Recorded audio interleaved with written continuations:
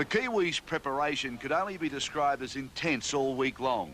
Coach Gordon has driven his men with one word: commitment.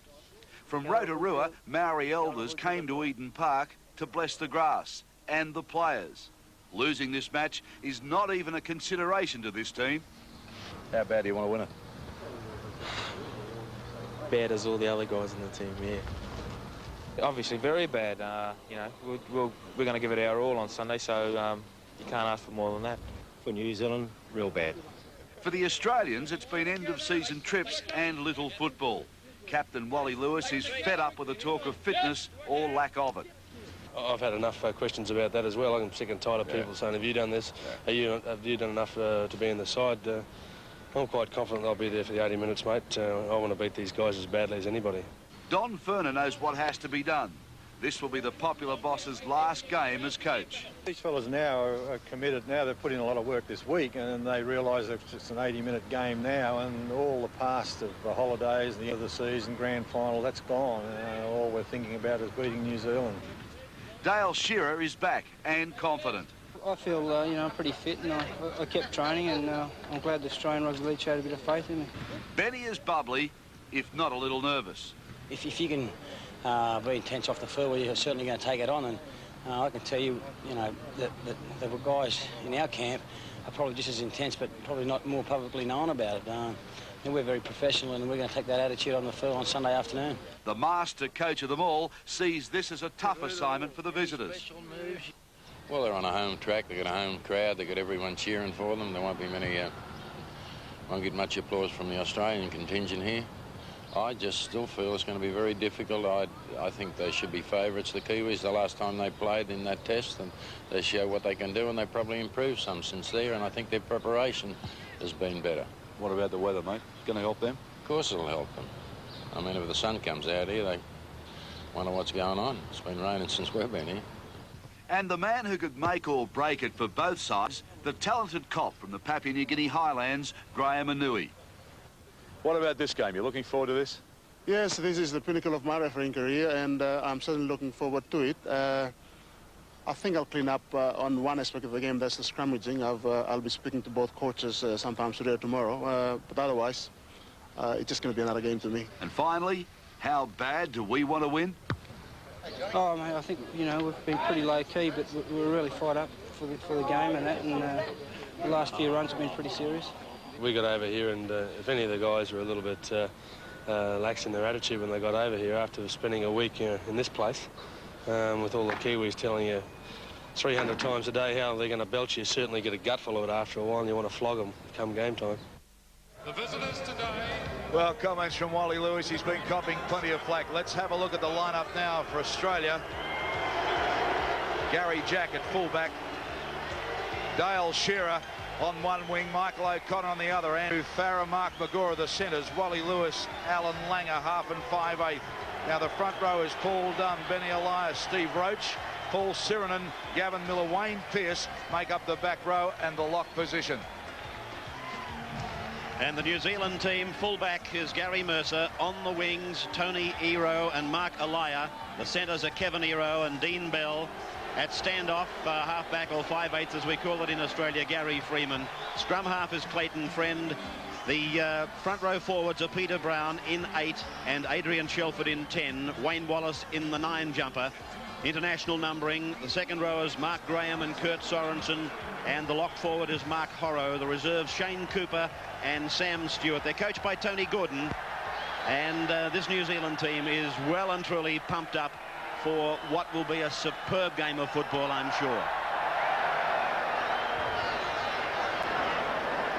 Some of the crowd here at Eden Park this afternoon, there are signs all over the place, and Wally Lewis, a lot of the signs directed at him. Don Ferner's captain here this afternoon. Been away out of the country, hasn't played a lot of football, but he's revved up and keen. Gary Jack, sensational season for Gary Jack. The wind here coming in from the northeast, pretty strong. It's overcast. Cold up high in the stands. I don't really know how bad the wind is down on the ground. We'll be checking with Mick Cronin a little later on that. But at the moment, the Australians looking pretty tense. Have only seen this ground once throughout the week. That was on Saturday morning. Yesterday they had a quick look. Either side has not been allowed to train here, so they've only really had a walk around. That's the New Zealand dressing room. They're keeping the Australians waiting out of field. Well, Mick Cronin, what's the wind like down where you are? Oh, at ground level, Darryl, it's not too bad, actually. The streams in front of me aren't blowing too much, so I don't think it'll have too much effect at ground level. Well, Mick, the New Zealanders are coming out here. Dean Bell, the skipper. There's Mercer.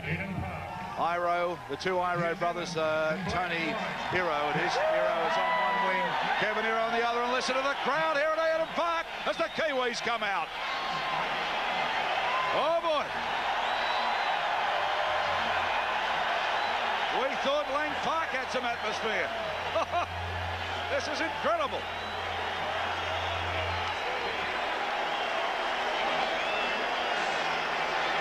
People would be surprised to see Sam Stewart on the bench too in 15, the last man out for the Kiwis. But look at this crowd packed in round the ground, and Ray Warren, I don't know, it's a magic place here this afternoon. The Australians would have to be a little nervous about this, I think. I guess so, Darryl. Of course, 50,000 people, and I think 49,500 of them are, of course, Kiwi supporters. And there's nothing they want more than to beat this Australian team this afternoon. They've had a tremendous build-up here as far as the New Zealand League is concerned. I've never seen so much publicity for the game of league in this country. I've been coming here for a long number of years now, and Rugby League was getting a scant coverage, let me say, by comparison with their national recognised game, if you like, Rugby as it's called. But now it could be that the scales have turned. This morning's Sunday papers, a full 4-page lift out just talking about this game, the final test. The battle lines have been drawn. The Australians still in a huddle. The Kiwis running around to the fans. And this is the World Cup decider, 4 years in the making. Australia's lead-up match at Wellington last Sunday. They won that one 24-12. The invitation 13 they played. They were down 8-0 at half-time, but came back in the second half to take the money. Australia versus New Zealand, 85 and 88 the World Cup. 1985 at Carlisle Park, New Zealand 18, Australia 0. 86 Lang Park, Australia 32, New Zealand 12. That's Graham Manui now, the man in the middle, ready for the toss. Ray Warren. Yes, Graham Manui, of course, is the man that had that rest of the world match back in Sydney, and as I made the comment earlier, he might have had an easy game that night to referee. I know he got good reviews from our own Jack Gibson, but this is a different ball game, different kettle of fish, Jack. Well, yeah, we've got to really find out. I think one good game's not going to take him all the way to be the referee, the best referee, but he's certainly, well, he's got fairly good references. I think this will be a far tougher game. Well, Kiwis now ready for the haka. Here it is, the battle cry of the Maoris. Led by Sammy Stewart.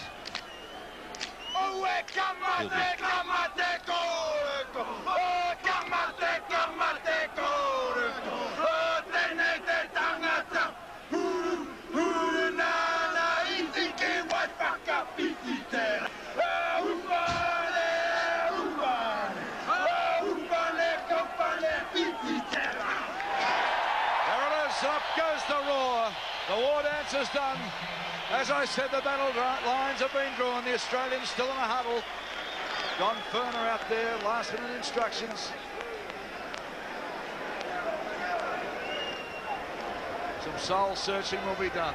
A lot of our players, of course, have not kicked the ball in anger now for some weeks. End of season trips, they've had to get their minds back into gear. But they did that. They did that late in the week, and they're prepared. Don Ferner, his last stint as coach for Australia, would love to go out on a winning note. Clayton Friend, and how nervous would this man be right now? But what a great moment for his nation. Papua New Guinea represented at such an occasion. Jack, I know you're thinking that it's going to be a high-scoring game. Do you think this almost gale force wind coming across the ground is going to keep the scores down a fraction? Well, for starters, Australia have the win. But they haven't played for a long time. A lot of players, the first thing to disintegrate in a football team is the defence, since they haven't played for so long. In a few cases, some of the New Zealanders. I think they'll score 50 points in this game between them. Peter Brown, there's the kick-off now. Ball up in the air, taken by Paul Sirenin and crashes into the black and white jumpers. Two to meet him. Shelford and Graham. Benny Elias out for Roach, so the big men starting to work early here. And Australia 32 metres out from their line. Paul Dunn takes it up now and some crashing tackles too from New Zealand. Third play from Australia. Elias clears it out. Wasn't a good pass. Wally Lewis couldn't take it. The scrum will pack. And listen to the crowd. They love Wally making mistakes here. They won't worry him too much. Scrum packed out. 13 metres out from the line. The pack weights Australia 564. New Zealand 570. Nothing much in it. Incorrect feed on Clayton Friend. So the first penalty of the match going to Australia. Well, it's a surprise decision. Usually they let the halfback feed as he likes. Lewis kicking to touch. Shearer.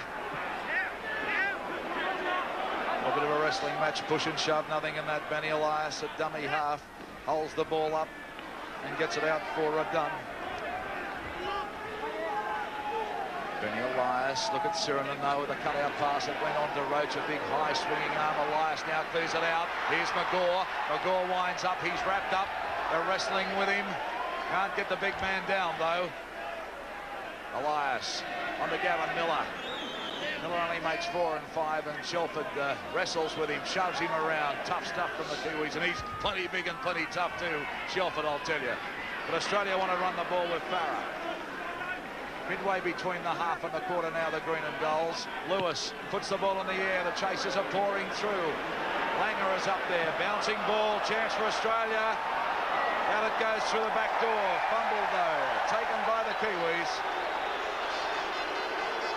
Mark Horrow, the lock, was the man who fell off the ball, but he was offside. So that'll force the scrum deep in the 22.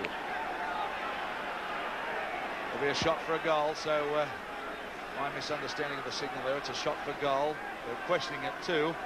Mark Graham having a little bit to say. But Mr. Anui says no, there will be a shot for goal. Michael O'Connor will take that. He's right in front. This is a give 2 points. Kicker of O'Connor's calibre.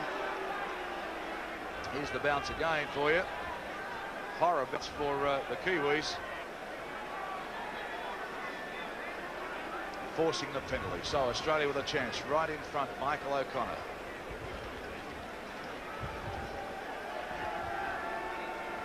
Well, he ruled that penalty that the Kiwis had knocked the ball forward. Another Kiwi player picked it up in an offside position. O'Connor moves into it. There it is.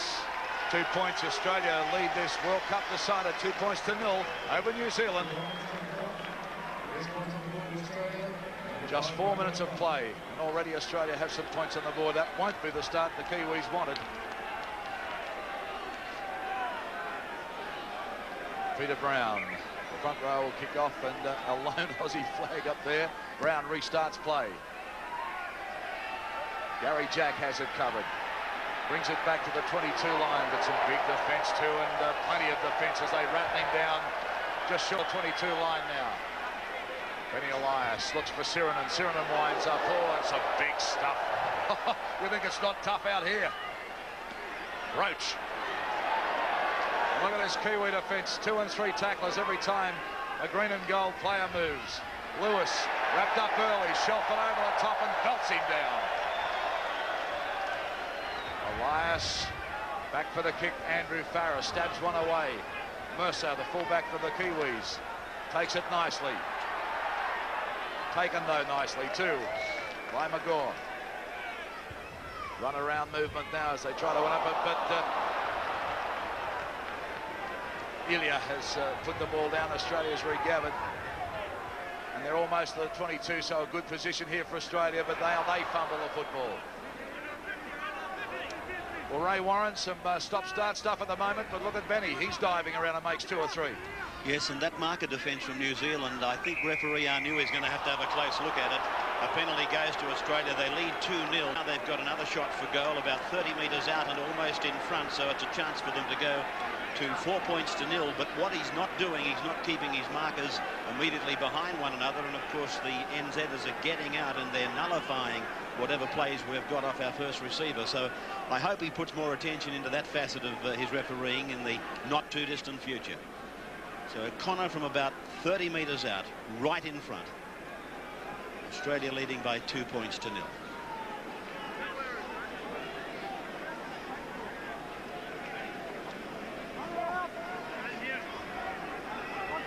Michael O'Connor of the Australians, the only one to have played at Eden Park.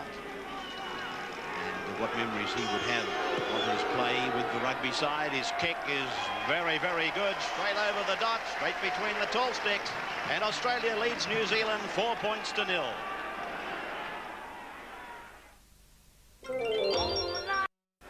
World Cup final. And Australia leading 4 points to 0 as Lewis kicks, and Mercer it is who's wrapped up by the green and gold defence midway 22 halfway on the Kiwis end of the ground. This is Kevin Ero, the centre. Big lump of a lad, pulled down by Andrew Farrer, playing in the green and gold for the first time today. Played back and swung away by Wallace to Graham. Graham is met by the Australian Reception Committee and forced down there by Sirinen, wearing the number 11, Roach in 10, as it goes away now to Horrow, the lock forward. He's put it down. Elias tried to pick it up, but the referee is ruling knock on against New Zealand. And a scrum will pack down about 7 or 8 metres on the Kiwi side of halfway. 2 penalty goals for Michael O'Connor, and Australia leading by 4 points to 0. A very cheap start, really, for the Australians to come out in front by 4 points to 0 off those 2 penalties given within easy kicking range. Another scrum penalty. Another scrum penalty has been given, and he's got the hooker for being down in the scrum. And Wally Lewis, with the differential penalty, is going to kick for touch.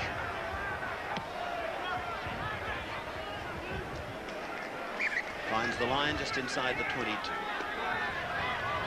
Tap to be taken by Elias. This is Langer, and now Roach, and back to Langer, and back to Lewis. They come with a blindside play. Lewis gets it away to Pearce. Pearce to Langer. Langer goes in to score for Australia. And Australia lead by 8 points to 0 in the World Cup decider. Well, that was a rehearsed play. It was a blindside play involving Blocker Roach and Alan Langer, then to Lewis, who works the blind. This is the climax of a fantastic play by Australia, with little Alan Langer darting in to score the first Australian try ever scored at Eden Park. Here was the play in total. That was a great play. This every pass found his man. He just cut it up from a tap penalty, and he just walked it in, Langer. Well, that was a sensational tap penalty. It couldn't have come off any better for Coach Don Furner, who would be sitting back there, I would imagine, with a smile on his face like a split watermelon. And the attempted conversion being taken by Michael O'Connor, his 3rd kick for the afternoon, and 3 very easy kicks, and he gets this one, so he converts the try, and Australia lead by 10 points to 0 over New Zealand. Alan Langer on camera, the try scorer. Well, Mick Cronin sitting down there on the sideline, a dream start for Australia. Well, a great start for Australia. As game's been going 10 minutes, and New Zealand just about to kick off for the 4th time, the position they wouldn't like themselves to be in. But the 2 opportunities they've had with the ball, they've dropped it on the 4th tackle, and the first time they dropped it on the 2nd tackle. Paul Sirinen now back to Elias, comes on to Pearce for some heavy stuff on Pearce too. He just tucks the shoulder in and takes it. Elias, dummy half, gets it onto Roach. Big Roach pretty keen to get in. He's up down too. Steve Roach hits the ground here, and it shakes. Back for the clearer from Farrer. Drives for the line and finds it with a beautiful kick, Andrew Farrer. Lovely kick from centre field. Takes play 32 metres out from the Kiwi line. So Australia, a lion's share of the possession and territory at the moment.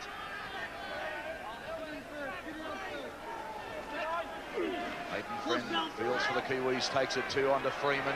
He's wrapped up by Lewis though, ball and all. Clayton Friend with a little darting run. He makes 2 or 3, but in they come and belt him down too. And this Australian side fired up. If anything, all of the publicity that's happened in Auckland City this week, and there's been plenty of it as Horro has a slip and gets up again, I think would have motivated the Australians. Jack Gibson? Well, there's a little altercation there with Friend and Elias. But we get to find out what New Zealand can do, because they haven't had possession for more than a minute in the whole game. The penalty this time goes to the Kiwis. Well, I thought that was a bad decision. Friend started that affair.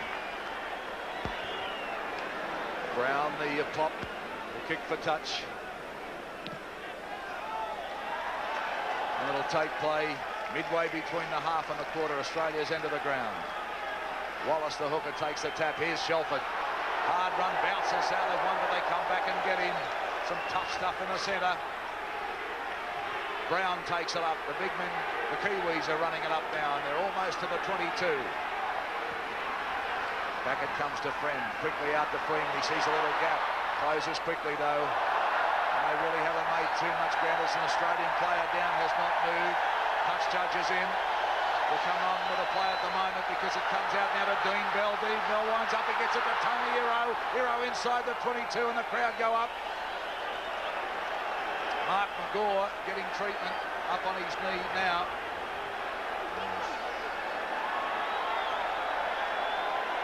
He was clobbered in back play. It was pretty heavy stuff, and I think you'll find Kurt Sorensen was one of the New Zealanders. There were 2 involved, and McGaw just didn't move. Sure didn't. He really hit the ground and just stayed there. It was a cheap shot, let me tell you. Well, a sponge being applied to Mark McGaw's forehead, as you can see. Graham Anui has heard the report. Penalty has gone to Australia. It was Sorensen for sure. Sorensen getting called out. Peter Wynn might remember this guy. He'd probably know how Mark McGaw feels. McGaw back on his feet now and walking back into position as Lewis kicks for touch. And that's another excellent kick from Lewis too. 32 metres out, they'll restart play. Shearer flicks it back inside, takes the ball now on the run. Oh, there's another high one from Wallace as he's underneath that one. Elias on the roach. The Kiwis will have to settle this. They've got to get down and put their heads down and play some football. Look at Elias, though, inside the danger zone for the Kiwis, inside the 22. Touch judge is in again. Play goes on, though. Lewis, there's some high stuff going on. They belt him down 2 and 3. Graham Anui's right over the top of it. There's the touch judge with his flag up, still standing there. And now Mr. Anui's going over for the report.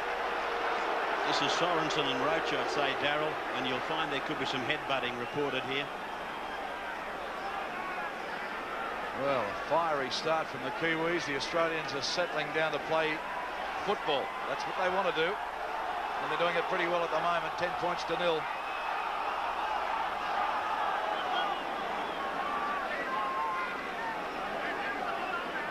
Graham Anui said to me on Thursday here at this very ground that he was worrying about the rucks. Big Steve Roach with a smile on his face. He's having a talk with both captains at the moment, saying settle it down, let's play some football. The penalty goes to the Kiwis this time.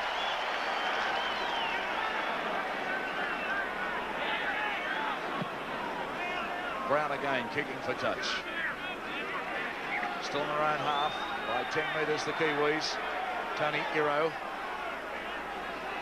gives it on to Wallace. The penalties at the moment. Australia 5, New Zealand 2. A bit more push and shove with Shelford and Roach, and a bit of a chop there too, so there's no love lost between those two, the big men. Graham though slips a good pass to Sorensen, and Sorensen winds up, and the defence comes and gets him. Gary Jack and Siren are there. Plenty of flinging arms though all the time. Freeman gets it out to Horro. Horro though brought down, flicks the ball out, trying to stay in touch. Ball still in play. Dean Bell takes it up to the Kiwis, running across the field, trying to link up. Tries to step but can't. Freeman, Shelford is a Kiwi player down as well. Waving Australia back and giving the penalty to New Zealand. Well, that was a surprise, the first 5 yard of the game. Got a Kiwi down in back play there. His little fog rolled in around him. Mark Graham. It's Mark Graham, yes.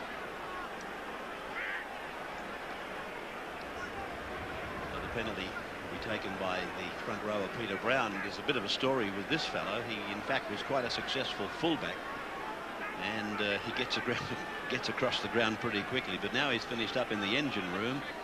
But he's also a magnificent goal kicker. We watched him practice here under the guidance of the All Black 5/8 kicker, Grant Fox, the other day, and he was potting goals from all over the park here at Eden Park last Thursday. So this should be a pretty simple one for him, although this breeze will be gusting across the flight of the ball. It was a beautiful pass, by the way, that Graham got to Sorensen to open the Australians up for the first time in the match. As Brown takes the attempted penalty, it's getting away. It's bounced on its point and come back into the field of play, but Gary Jack was alert, and he's beaten the tackle from Tony Iro, and eventually he's wrapped up by Freeman and the lock forward Horrow. It's the dummy half, Michael O'Connor, losing the ball. Wallace gets it away to Iro, and the wing three-quarter, 21 years of age, playing in his first international, is brought down 12 metres out from the green and gold line. Right back by Benny Elias. That would restart the tackle count.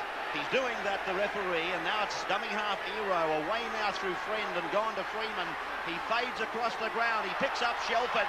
Shelford goes further across the park, gets a ball to Mercer. Mercer's still going, 10 metres out from the line, and the Kiwi fullback is pulled down. He plays it back to front rower Shelford, away to Friend, and now to Sorensen. Sorensen is away from Elias. He's gone to Langer. Langer takes him. Good tackle by the little Queenslander. Head on. Played by Sorensen. Mercer dummy half to Shelford with the football. He's tackled 9 metres from the Australian line. Australia leading 10 points to 0 from Friend. It's gone to Freeman. Freeman away to Graham. Graham throws the dummy, stands in the tackle of Langer, loses the ball.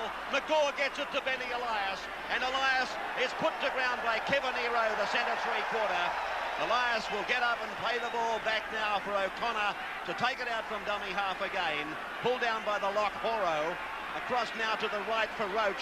And Roach and Sirinen have taken it out willingly and often from this zone of play, which Australia thankfully hasn't seen much of in this match so far. New Zealand have given away a lot of penalties, and that has played into the Aussies' hands. With the breeze in the first half, Farah, probably the most accurate kicker in the game. I'm talking about kicking in general play, and gee, Australia's blessed in that department with Elias and Miller and Lewis and Farah. But of the four, my money would be for Andrew Farah for accuracy. Mercer will play it back inside his own quarter, played back to Tony Iro, and he takes it towards the centre of the park, but he's pulled down by Dunn, wearing the number 8, and Roach wearing 10. In there was Gavin Miller. Wallace dummy half. He dummies to Brown. It's gone through Friend to Shelford, and the New Zealanders prepared to spread the ball on an early tackle. Friend from dummy half, and knocked on by Captain Dean Bell. So a scrum will go down. It'll be an Australian loose head, an Australian feed to this scrum just 25 metres out on the north stand side of Eden Park. Australia 10, New Zealand yet to score. Won by the green and golds to Lewis, and Lewis is put down by Freeman, and also getting out of the scrum quickly was Horror. Lewis getting to his feet rather slowly. Langer's the dummy half. The ball is in the hands of Farah.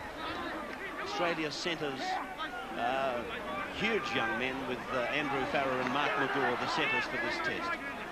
Now it's on the 22 line, on the Kiwi end of the ground. A chance here for Australia. Elias to Langer, and cuts out Lewis, picks up Pearce. Pearce goes for the break, and players go left, right and centre. But it's Pearce who comes up and plays the ball to Elias. Roach goes ahead, turns it inside for Sirinen, his Balmain teammate. But he's lost the ball, Paul Sirinen. And New Zealand come up with the ball, played by Wallace. Away now to Clayton Friend, across to Mark Graham. Out wide for Mark Elia, destined for Canterbury Bankstown. And he's beautifully grassed over there on the far side of the ground by Andrew Farah. Coming away with it as Iro. The ball has been lost. It came off the arm of Gavin Miller. It's been propelled forward, so the referee ruling a scrum to go down deep into New Zealand territory. That was a good decision for Australia. They knocked that ball back, and I thought it was sixth place to go in favour of the Kiwis. Okay, this scrum the pack now. 30 metres out from the Kiwi line. Langer to feed for Australia. Goes with a feed. Crowd don't like it. Shearer. Centre field. Australia has the option. Lewis, oh, bad one for Jack, but he picked it up well. Flicks one out for Langer. They pile on the little man. Elias, Roach, Langer on the move, the little Queenslander puts a chip through. Oh, we've seen him do it so many times in State of Origin football. Doesn't quite come off though, Mercer got it, but a good try from little Alan Langer. Well, plenty of pressure on the Kiwis. Surviving that one. Creative play from Alan Langer. He had a look, he had a little gap, put the little chip through. Driven out by Brown now. High ball, almost back to the halfway line. Gary Jack takes it. Has Magore in support. 32 metres out now again from the Kiwi line. Elias gets it onto Sirinen. Sirinen winds up the big man. They come over the top, and Wallace hitting him with everything he can as he goes down. Roach, gee, Australia's big pack are really been trying hard. Wally Lewis has come to the sideline. He's getting some attention there. But Elias now shows the ball, winds up Graham over the top. There's Wally Lewis getting some treatment to a hand. A forearm it is, he's getting bandaged, but we'll stay with the players. Andrew Farah winds up. They get him. Final tackle for Australia. They're in the centre of the ground inside the 22. Elias has a shot for a field goal. Yes, sir. So they're building points, Australia. Elias had a look then, and the option was a field goal, and he had plenty of time to do it as well.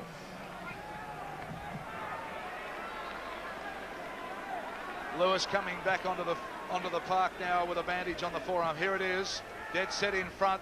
Beautiful kick from Benny Elias.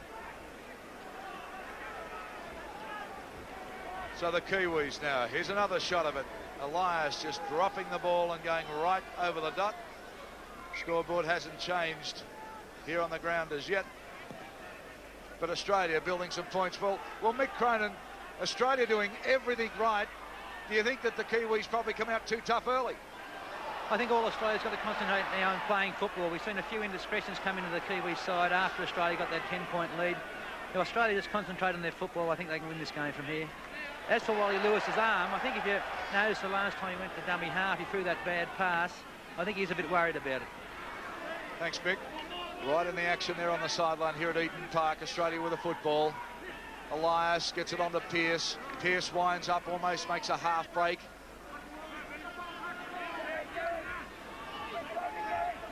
Just waiting now as Australia regroup. Elias puts the ball in the air. Mercer's got to chase across the field to get it. Takes it. Just manages to stay in the field of players. He brings it back, but the Australian chasers are there. Magore and Shearer are the chasers. This is Ilya. Can't go anywhere. Too much defence in green and gold. They take him back a couple of metres. Mercer trying everything but this defence of Australia. Eager, keen, hungry. Anything in a black and white jumper, they thump down, and here's the man that they want, Big Shelford. He can really motor, as Ray Warren said, once he gets wound up. Friend flicks one out for Mark Graham, but look at the defence from Magore. He just went bang and thumped him down. The Kiwis now with a little half break. This is Freeman up there, and he makes a bit of a break. Freeman, oh, Dean Bell can't take it. Shearer gets on the ball and turns defence into attack. Well, Freeman made the break. Dean Bell couldn't take the ball. The Kiwi skipper putting it down. It's the second time he's dropped the ball this afternoon. Critical stages too. Australia now back on the 22. Rough stuff in the rucks. Roach turns it back to Sirinen, and Sirinen takes a dive. Oh, and now they come back with some high stuff and wrestling down. The Balmain giant, huge man, centre field. Out it comes to Langer. Long, hard pass. Comes back to from Junior Pearce onto Gary Jack. He can't handle it. Australian player falls on it, but that'll force a scrum.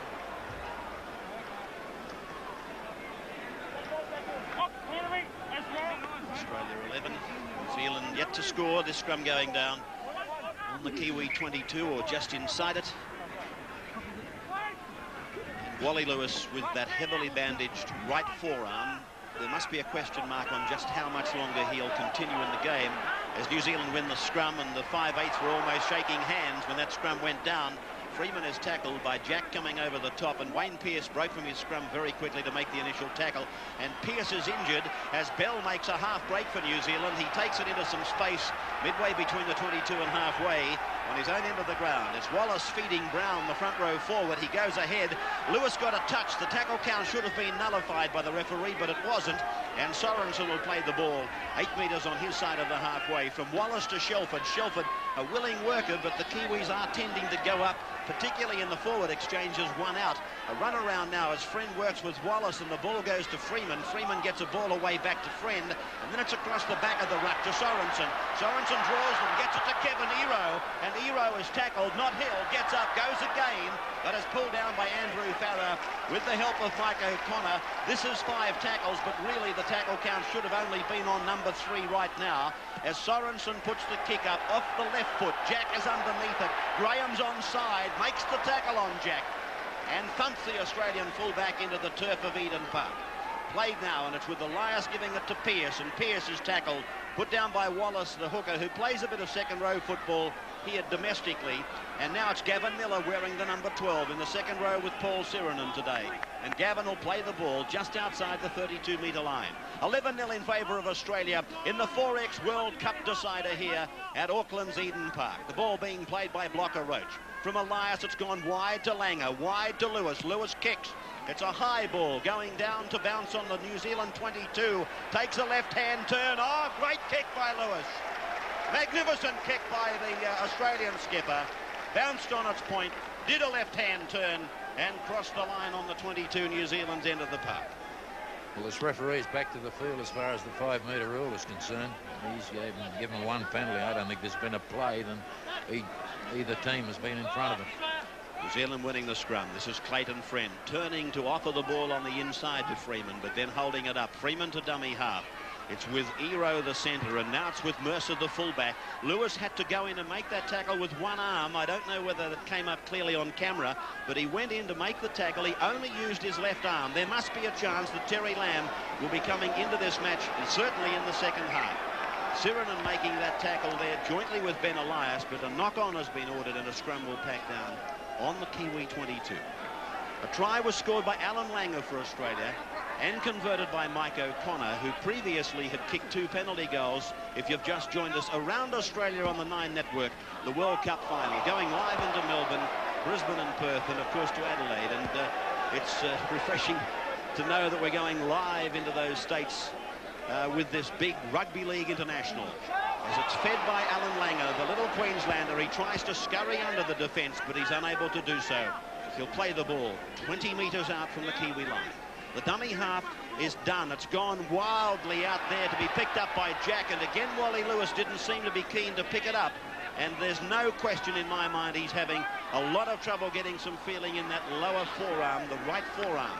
The ball to be played when Pearce plays it, only 18 metres out, centre ground. Elias to the left to Gavin Miller, fades for Sirenen, still going Miller. Miller pulled down eventually by the centre Ero. A little bit of a scuffle up between McGaw and Freeman in the back. They go the blind, and Roach is pulled down by Freeman, and he'll play the ball. Brown came in to assist in the tackle, or Graham it was. It's gone to the right, and this is Langer stepping and running back into the traffic, and that's 5 tackles gone for the Aussies, and this is the chance that Wally Lewis has been waiting for with the kick.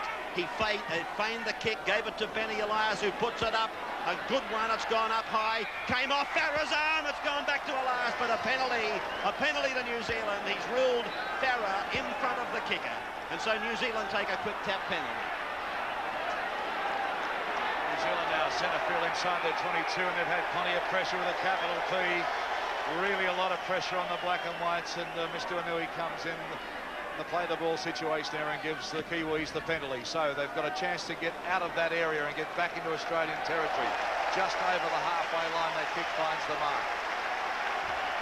Tony Ero now. Oh, well, he's taken the tap and he's lost the ball. It's given it back to the Australians. O'Connor, and Ero comes hard and high from behind. O'Connor's okay though. Sirenen dummy half gets it on to Dunn. Dunn puts his head down and just takes play into the New Zealand territory. Roach, she's been involved, Roach. So is Sirenen. The whole pack willing to work for Australia. Out it comes for Lewis, and he's definitely hurt Lewis. He just can't use that arm. He won't be back in the second half. You can almost guarantee that. Gary Jack with a break though, and good defence from Tony Hero. He gets him. He's done some work. The winger comes out to Langer. Langer centre field. Looks for Lewis. He knows Lewis is hurt. Holds the ball. Benny Elias in for dummy half. He puts the ball in the air. A very high kick. Mercer underneath it. Elias coming through. He takes him without the ball, and the referee says yes. Right underneath it, but Elias took the man out. And the Kiwis, there's obviously been some back chat, so Mr. Nui has brought him up another 10. So now they get a chance. This is Elia. Elia out of 2. He's flicks one back for Brown. Brown winds up. The defence is there. He still gets the ball away there to Wallace. Now it goes on to Clayton Friend. Halfway the Kiwis are at the moment. Friend still going. Darting and running, but there's no support for him. Well, some great play from the Kiwis. They're keeping it alive. They need to score and do it quickly. Freeman now. Freeman with a little break in the league up. Gary Jack gets him on a great tackle and belts him down. Dean Bell, dummy half. That's a Friend on to Sorensen. Sorensen turns it back inside for Mark Graham. He gets it on the shelf, but here's Dean Bell. Here's Don. Another great tackle from Gary Jack. 10 metres out, they pull him down. The Kiwis raiding away now. And the crowd not happy about that. Well, the crowd not happy about that. There's a sin bin being ruled. 5 minutes from Mr. Anui. We'll see who's coming off, because the ball at the moment has gone out to Tony Hero. And they're only 10 minutes out. Paul Dunn 5 minutes, but we'll stay with the play at the moment because Sorensen is only 8 metres out. The Kiwis hungry for a try, hungry for points. The ball goes loose. Lewis takes the ball. He's going to have a bit to say too. Mercer's got Lewis. It's on here. There's a bit of push and shove. They'll have to stop it pretty quick. Sorensen pulling players away. Sorensen involved with Lewis. The penalty's gone to New Zealand.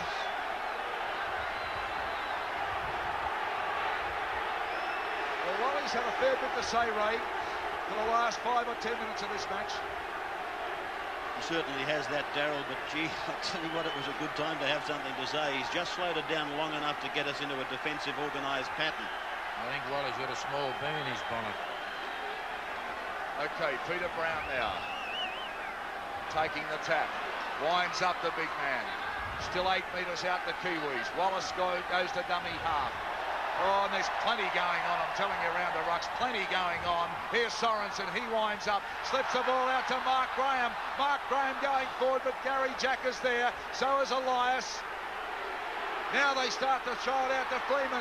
Freeman looks for Dean Bell. Dean Bell sees a little gap. Dean Bell gets a loose ball out. Oh, they just can't take it. Australia come up with it. Oh, the close one for Australia there. Couldn't take the ball. It was on the bootlaces. Farah for Australia takes it back. This ball game at a fierce pace at the moment.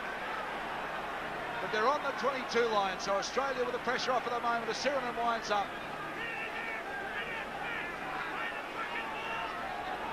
Elias goes to Pearce. Pearce on to Jack. Gary Jack. Gary Jack. Out through one, Gary Jack, but there's no one there. He's got to take the tackle. Langer certainly come from a long way back to pick this up. McGaw got a fine inside shot there for Connor, which he stopped one on the way through. Shearer done his work. Back to Langer. Put a little move on that fullback, and then he went. That time. Well, this shot for goal now. About a metre in from the 22 and half a metre in from the touch. A very, very difficult angle. The wind will be blowing across this. 15-0. Shell shock the Kiwis.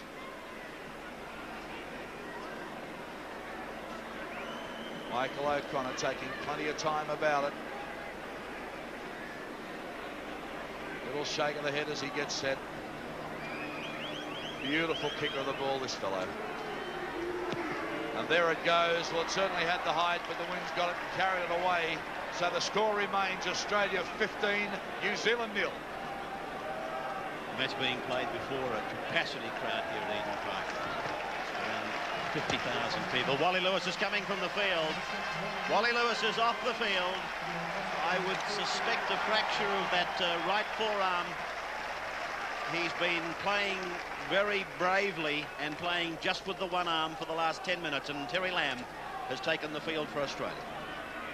This is Mike O'Connor now. O'Connor put down by Shelford inside the Australian quarter-way line. Play back to Elias. This is done, and the big Canterbury prop is put down. Three big men have done very well for Australia. They're the ones that we probably were thinking mightn't have a lot of petrol in the tank with the layoff period. But Roach and Sirenen and Dunn. Here's Sirenen now, going out to a point just midway between the 22 and halfway and the Australian end of the paddock. It's Gavin Miller who goes away from dummy half. Good thinking and good play really for Australia. Just a few little dummy half runs in your own territory and then clearing it with the big kick. And here's Farah doing that now. Oh, Farah took one very high after he got the kick in. The touch judges come in too. I should think so.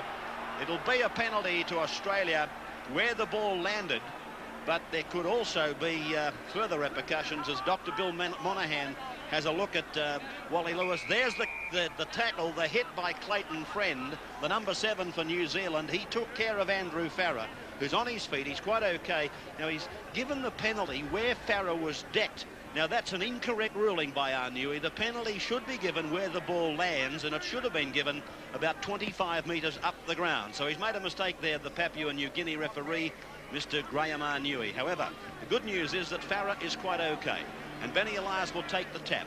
32 metres out from the Kiwi lines, through Langer to Lamb, and this is Magore, and Magore is not held, tries to go again, but Freeman puts him down. Penalties 8-6 in favour of New Zealand. Long ball picked up by Sirenen. Fins off with one arm as he looks to protect himself and carry the ball with the other. Play just outside the quarter-way line. Dummy half is done. He's back on the field.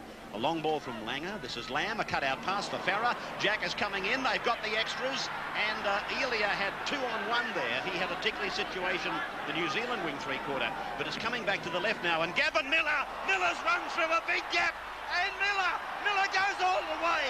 He beats the New Zealand fullback, Mercer, and scores adjacent to the uprights. Well, Gavin Miller's been toiling hard, and that was all Gavin Miller. It's a happy Wally Lewis and Don Ferner. They can almost smell the prize money at this point in time. With Australia going in, Langer 2 tries, and now Gavin Miller picks up a touchdown adjacent to the posts. Well, this was all but a one-out affair. He saw some space and went for it. But the big play there was Pearce. Pearce put a little decoy in for him and just give him the extra 3 or 4 yards he picked up necessary to cross the line. Great play from Miller. Well, Gavin Miller joins Alan Langer amongst our try scorers. Langer has scored a duo, and now Gavin Miller has scored a try for Australia. He's been to England playing in the early part of their season, and he travelled back, in fact, with Steve Roach to be a member of this squad as Mike O'Connor prepares to take a conversion attempt from very close proximity, but the very strong breeze blowing from the northeast just delays the attempted conversion a second or so. Half-time only a matter of 10 seconds away as O'Connor prepares to add the extras, and Australia lead by 21 points to 0. Australia 21. It's been a marvellous performance by the Green and Golds. There were people who really thought Australia had no hope at all in this match today, and we had some smart aleck comments passed to us like, I hope you've brought your handkerchiefs and all the rest of it. They were really cocky and supremely confident as you watch another angle on the Miller try. Pearce made the try possible. I thought he might have bungled it completely, Gavin. It would have been very embarrassing. Well, Jack Gibson, you must be totally proud of the Aussies as they leave the field 21 points to 0. Well, they deserve their lead, but I've got to say this. Even though the penalty count looks like being 8-6 in New Zealand's favour, they've had far more possession. Time of possession, they've really commanded it, Australia. Well, there it is. We'll be going to a break now and then coming back, and Darryl Eastlake will be on the sidelines talking to one of Australia's greatest centre three-quarters ever, and certainly one of the world's greatest point scorers, Michael Cronin. That'll be coming up on the other side of this break. Welcome back to Eden Park. The half-time break, 21 points to 0, Australia in front. An amazing tally of points. But the one little man that really has taken this game by the scruff of the neck is Alan Lack. And let's have a look at try number 1 for him. have to be taken by Elias. This is Langer and now Roach, and back to Langer and back to Lewis. They come with a blindside play. Lewis gets it away to Pearce. Pearce to Langer. Langer goes in to score for Australia. And Australia lead by 8 points to 0 in the World Cup decider. Well, that was a rehearsed play. It was a blindside play involving Blocker Roach and Alan Langer, then to Lewis, who works the blind. This is the climax of a fantastic play by Australia. That was a great play. This every pass found his man. They just cut it up from a tap penalty, and he just walked it in, Langer. Well, Mick, Peter Sterling, of course, has given the job over to Langer, and by geez, made a fist of it, hasn't he? He looks as though he's going to be there for years to come. He showed us in the State of Origin this year what a great player he is today. And today, with 2 more tries, he's just showing that he's just coming on. He seems to get better and better each week. Well, the second try that we saw is almost a repeat of what he's done in State of Origin football. Let's recap that one. Well, Mick, great stuff from the little fella. Australia just want to play football. I think that's the difference between the two sides. The best way to embarrass any football side is on the scoreboard. They've come out with a few late shots, head-eye tackles, and now at half-time, look at the score. Australia trying to play football, leading by 21 points to New Zealand 0. OK, Gavin Miller then went in just before half-time. Coming back to the left now, and Gavin Miller's run through a big gap, and Miller goes all the way. He beats the New Zealand fullback, Mercer, and scores adjacent to the upright. Well, Gavin Miller's been toiling hard, and that was all Gavin Miller. It's a happy Wally Lewis and Don Ferner. They can almost smell the prize money at this point in time.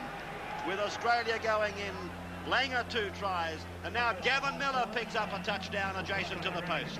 Well, this was all but a one-out affair. He saw some space and went for it. But the big play there was Pearce. Pearce put a little decoy in for him and just give him the extra 3 or 4 yards he picked up necessary to cross the line.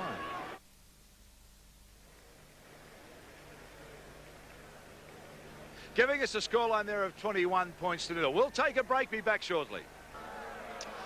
Welcome back to Eden Park, and here's a rare shot for you. Half-time break, you're inside the Australian dressing room. Elias pumping up, Donny Ferner looking pretty solemn. I don't know why, he'd be pretty happy. 21-0. Wayne Pearce coming out now, the Australians. Okay, half-time score repeating. Australia 21. Tries to Alan Langer, he scored 2, and Gavin Miller. Goals, Michael O'Connor 4 from 5 attempts. Benny Elias 1 field goal. For New Zealand, no score, of course. Brown has had 1 attempt for no result. For Australia, Langer scored in 5 minutes 30, but we'll come back live here at the moment as the Australians come out. He scored his second try in the 34th minute, and Miller scored at 38 minutes and 30 seconds. Wally Lewis with a tracksuit top on and the arm in a sling. Bad luck for the Australian skipper. Peter Moore from Canterbury.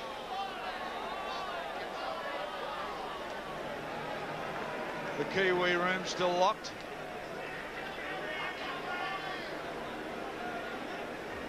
And out they come. What can they do in the second half, Jack Gibson? Well, I'll tell you this. They're against the wind. That's in favour of the Kiwis, and they must surely come up with more possession. But Freeman, as an individual, as a player, he's lost the necessary discipline required to win, and the teams follow. I blame him for a lot. Out they come, and the home crowd give them a big roar. 21-0, a score Australia's favour. They're intact.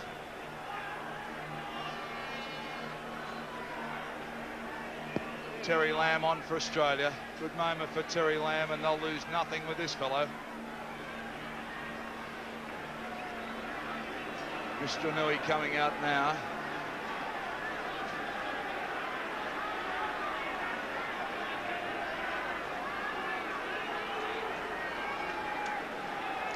Terry Lamb, number 14 for Australia, on for Wally Lewis.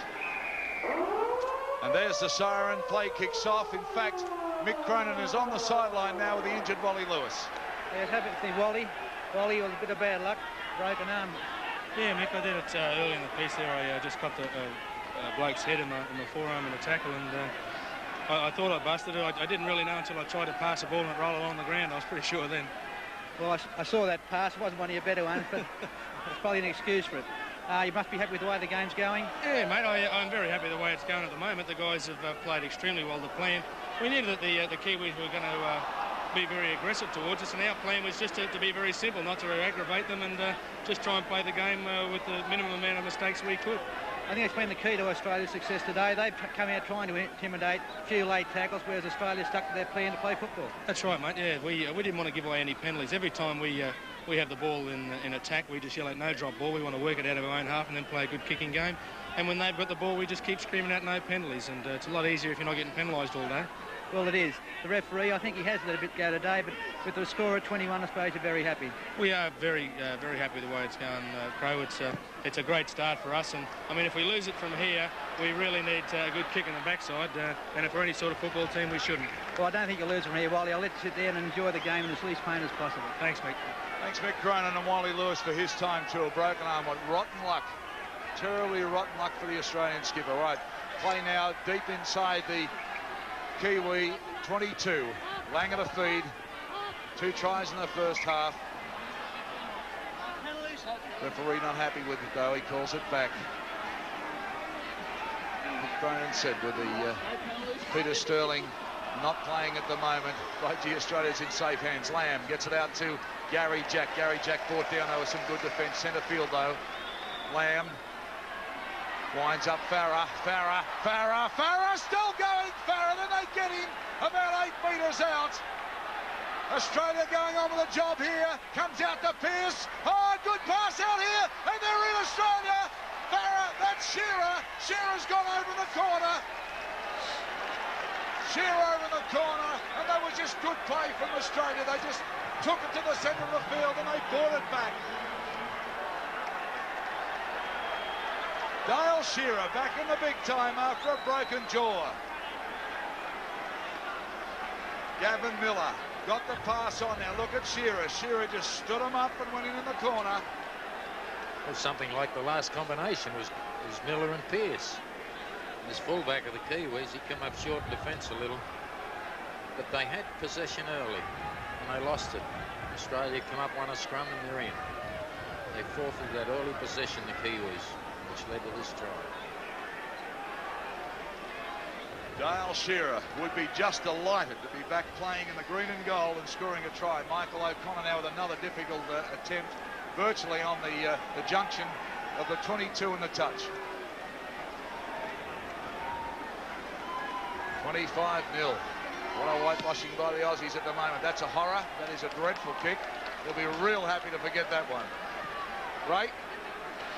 Yes, Mike O'Connor is somewhat of a perfectionist. And Australia leading by 25 points to 0. So referee Graham Arnui has the problem now of sorting out this skirmish that took place between mainly Sorensen and Sirenen. And of course, Friend was involved with Benny Elias. In fact, Friend had a couple of goes at 2 players. And he's been sent to the sin bin for 10 minutes. So Clayton Friend, 10 minutes in the sin bin, and really he probably can think that he's got off light, Jack Gibson, because he's been throwing plenty of fistics around here at the park this afternoon. Well, the incident would have died, but he resurrected it. He lit the fire. He came in 3 or 4 metres throwing punches. He was going to solve the Kiwis' problem by a punch. At least you've got to think about that for the next 10 minutes. O'Connor plays it, Elias to Langer, and now it's Roach. Roach met by the Kiwis, and Sorensen and Shelford, 2 of the players prominent in defence with Brown. Langer, Dunn, Shelford in number 10, and Horrow in 13. Freeman coming in late. Elias switching the point of the attack through Langer and Lamb, and now this is Magor. Magor doing some light stepping, and he's finding a passage. Makes a gain of about 7 or 8 metres before Bell and Freeman come in to put Magor on the ground. I knew he's standing over the top of the action, telling them to get off him as Elias works it to Langer. Now it's with Lamb. Lamb goes to the gap, gets a one-hander back there for Roach, backing up. And Roach will play the ball on tackle number 5. On behalf of Alan Langer, he has scored 2 tries. This man has scored 1, Miller. He flicks it out the back. It's gone from Shearer, and it's with Pearce. I thought one of the Kiwis actually got a touch to the ball, and I was expecting the tackle count to be nullified, but I knew he felt that it didn't occur as I saw it, and he's given the turnover now. The turnover instruction in New Zealand with Elia tackled in the centre of the ground, about 35 metres out, not quite that from his own line. And so the crowd urges the New Zealanders to do something to relieve this embarrassing situation, this embarrassing scoreline of 25 points to 0. Shelford goes ahead, met by Gavin Miller, who's been toiling, as I said earlier, for the Australian side in both attack and defence. Graham standing, looking to offload, but he's pulled down eventually by Wayne Pearce and Benny Elias. To the right from Wallace and then to Brown. Brown puts in a high kick. It's getting down towards the Australian 22. Gary Jack fumbles it, then has to recover, and he's coming out from his own 10-metre line towards the quarter, comes to Freeman. He's pulled down by Freeman and coming over the top, lock forward Horrow. Farrell's the dummy half. This is O'Connor. Mike O'Connor running across the ground. In fact, he's lost ground. He must have lost about 5 metres, tackled by Tony Iro, the elder brother of the centre. Now it's McGaw. Elias, and that pass from Elias has gone forward. There's no question about that, and the referee is ruling the knock on rather than the forward pass. And the scrum will go down right in the centre of the field, about 20 metres out from the Australian uprights. Here's a penalty going to New Zealand. And he's got Benny Elias for packing into the scrum incorrectly. So it's a differential penalty. And the Kiwis, who've got, as I said, a tremendous problem on their hands here, down 25 points to 0. Sure, they've got the breeze at their backs, but I doubt that this Australian side is going to let them back into the game as Brown kicks the ball backwards to find touch. Well, they never had a plan for that occasion. They're on the 25. He's certainly a newie here. He's given them, they were back a good 10 then, and penalised Australia. Tap taken by Freeman. The New Zealander was knocked over in back play as Brown got the ball away to Freeman, and it looks like any organisation in that play has gone out of their minds because they just didn't seem to know where the next play was supposed to go. This is Shelford, who's put down 10 metres out from the line, jointly tackled by Dunn and Roach. And the sound of Arnui's whistle, he's having a talk to Roach. Now, there's a juvenile penalty by Roach. Juvenile penalty. He set him off, I think, Jack. He's given him 10. He's gone. Well, that was an elbow as Shelford was down. Watch this, because you'll see Roach. He's had one there. Now, when Shelford hits the ground, watch this. Now, they've missed the shot there on the replay. Maybe it come up here. Here it is again. Shelford is the New Zealander tackled. Dunn is underneath. And Langer, I believe, is also there. Now, here comes Roach down over the top. The elbow goes across the cheekbone and the forehead of Shelford. And Roach has gone for 10 minutes.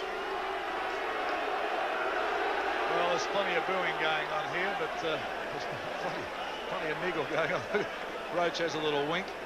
So he goes down the tunnel of the boos. Here's Brown with a kick, and the Kiwis are finally on the board. 25-2, Australia lead New Zealand in this World Cup decider. Right on their 22 now, get it out to Sorensen. Sorensen thumps his way 4 or 5.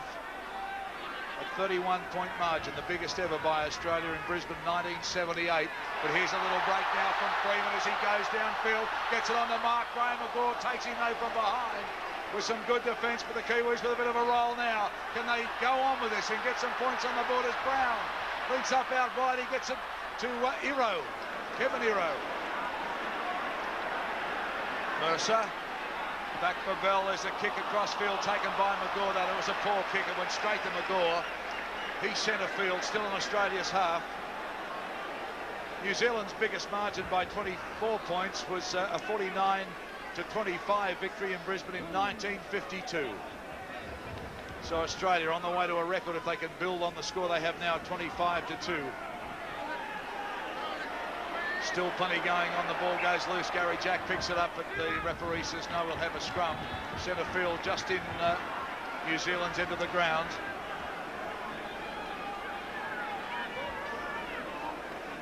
Kurt Sorensen looking a little despondent, but oh gee, there's been some tough stuff from him this afternoon. Mike Freeman now gets it on to Iro again.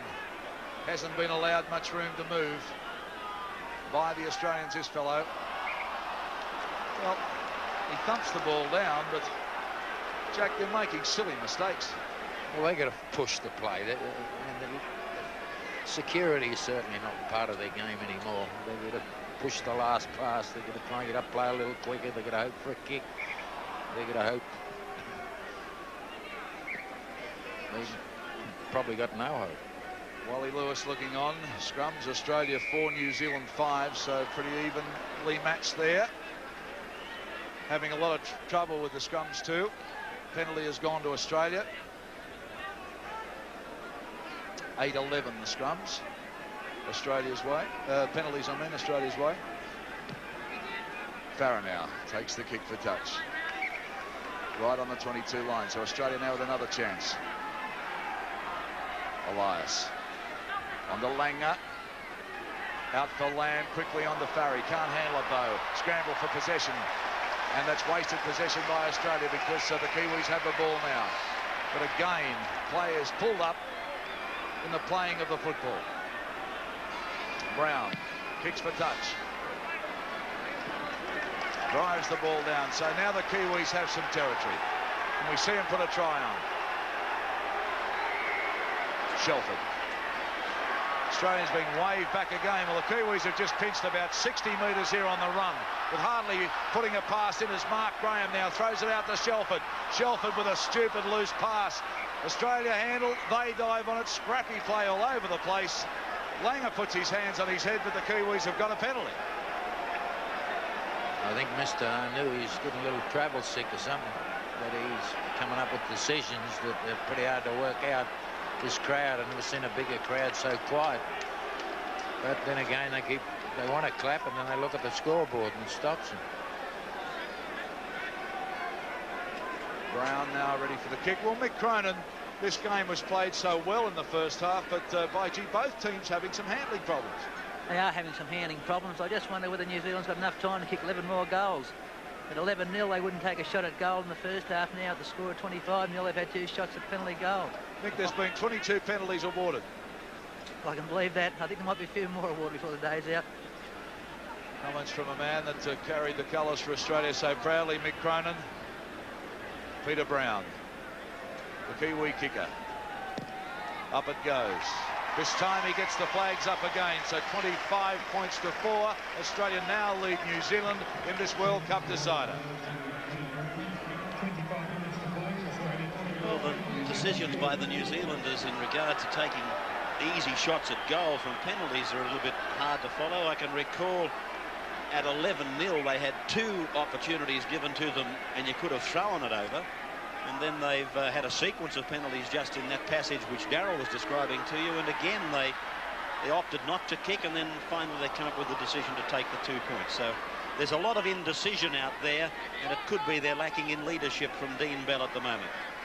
As we find Mercer now taking the play more towards the centre of the ground, and he's injured a leg. He's obviously had a clash there with Paul Dunn. Dunn came up clutching his head. Mercer's clutching at his left knee as Brown is tackled by Suriname. Play in the centre of the ground on the 22, and Graham runs hard and strong and steps free from Gavin Miller's tackle, reaches the halfway.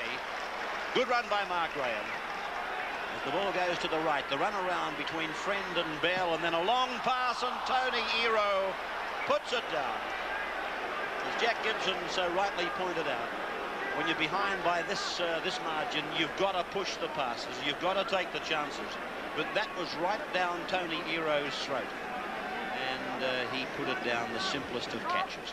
The New Zealand hooker just refuses to pack into the scrum legal, but that scrum was won by Australia, and Arnui allowed play to go.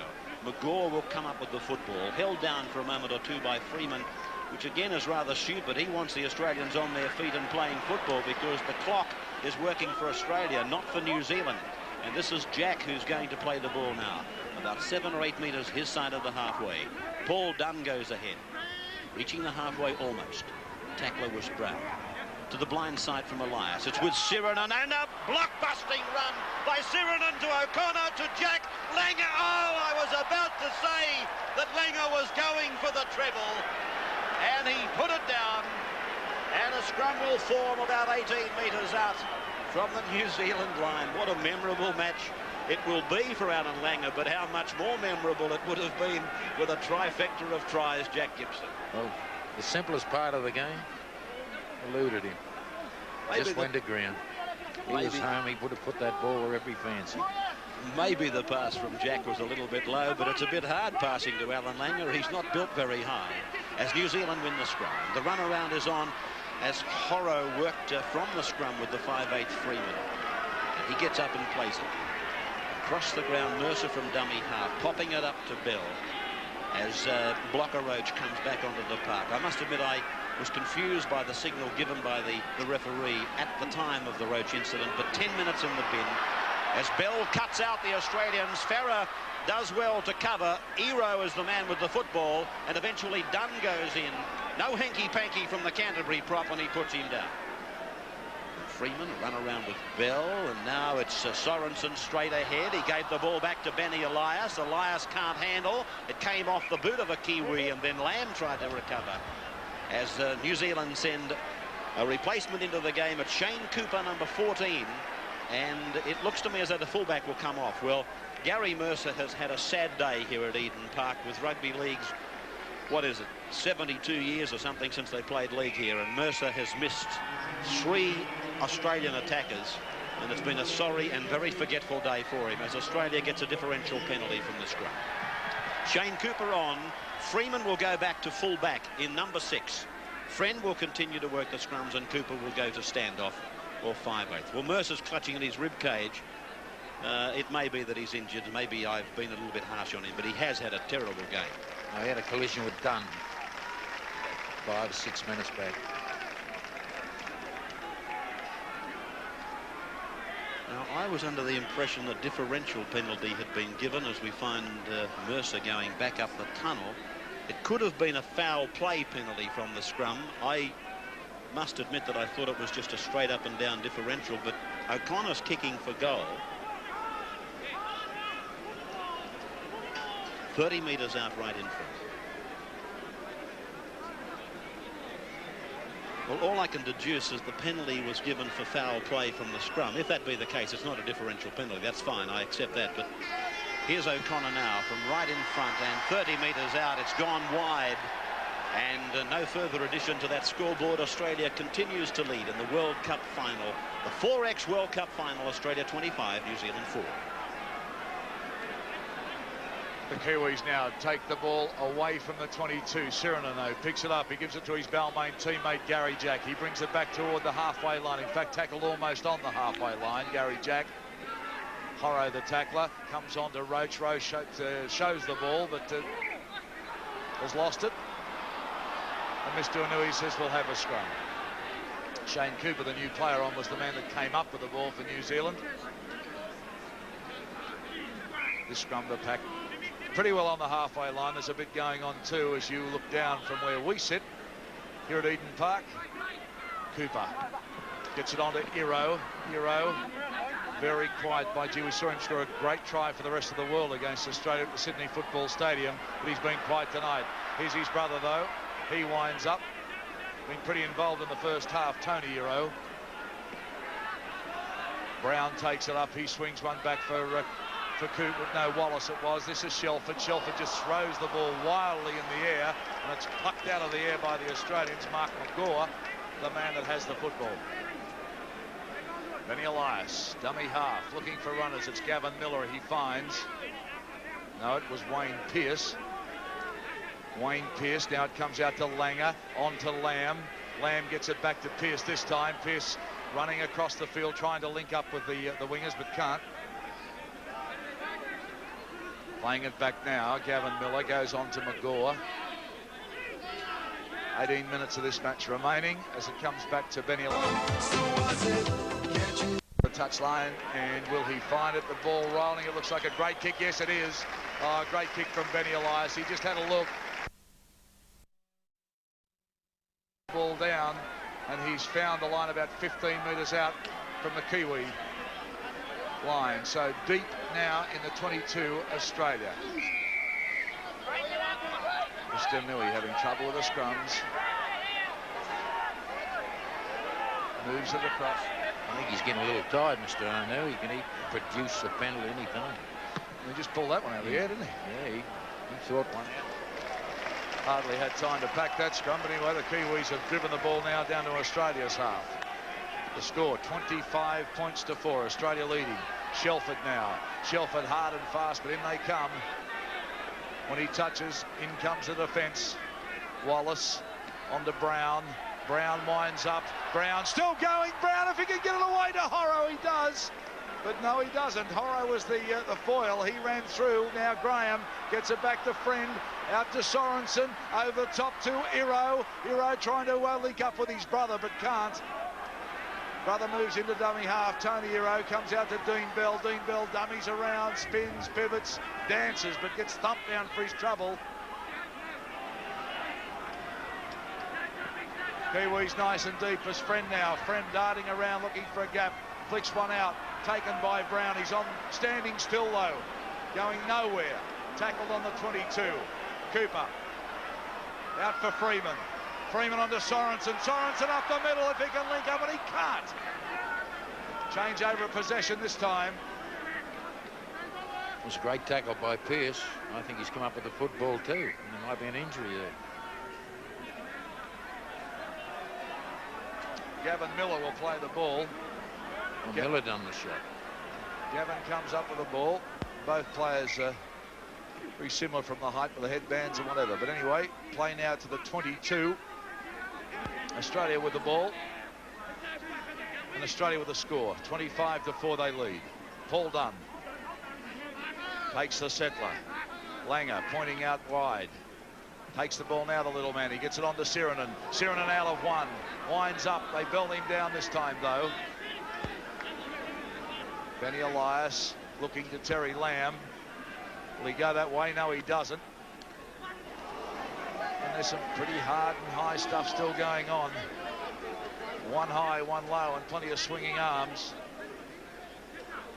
Elias from dummy half puts the ball in the air, but it's out on the full. He waved back. So Benny looking to create some play, but just kicked it too high, too hard, and the scrum will pack.